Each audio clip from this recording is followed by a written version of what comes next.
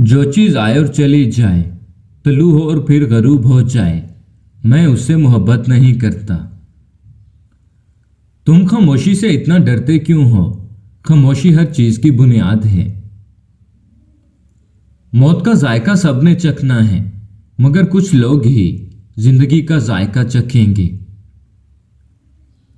اچھا انسان کسی سے شکایت نہیں کرتا، وہ دوسروں میں خامیاں تلاش نہیں کرتا۔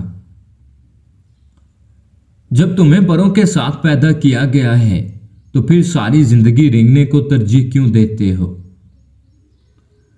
روح اتنی قریب ہے کہ تم اسے دیکھ نہیں سکتے لیکن محسوس کر سکتے ہو۔ جب تم زندگی میں تنہا ہو جاؤ تو سمجھ جاؤ تمہارا رب تمہارے ساتھ وقت گزارنا چاہتا ہے، اور اسی لیے اس نے تم کو سب سے دور کر دیا ہے۔ تم استغفار کی عادت اپنا لو، اللہ پاک تمہاری ہر کمزوری کو قوت میں بدل دے گا۔ جس جگہ ویرانی ہو وہاں خزانے کی امید ہوتی ہے۔ 4 چیزیں اللہ کو نہایت پسند ہیں: غریب کی سخاوت، جوانی کی عبادت، گنہگار انسان کی توبہ اور دولت مند انسان کی عاجزی۔ انسان جب کوئی گناہ کرتا ہے تو آگے پیچھے دائیں بائیں اچھی طرح دیکھتا ہے، بس نہیں دیکھتا تو اوپر نہیں دیکھتا۔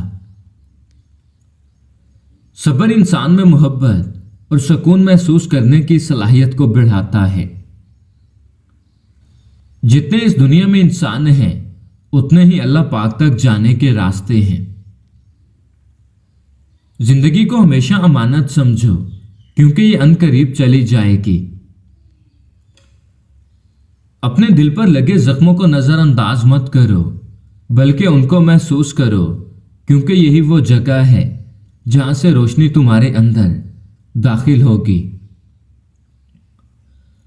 2 آدمیوں نے بیکار محنت کی اور بیکار کوشش کی، ایک وہ جس نے دولت جمع کی اور خرچ نہ کی، اور دوسرا وہ جس نے علم حاصل کیا اور اس پر عمل نہ کیا۔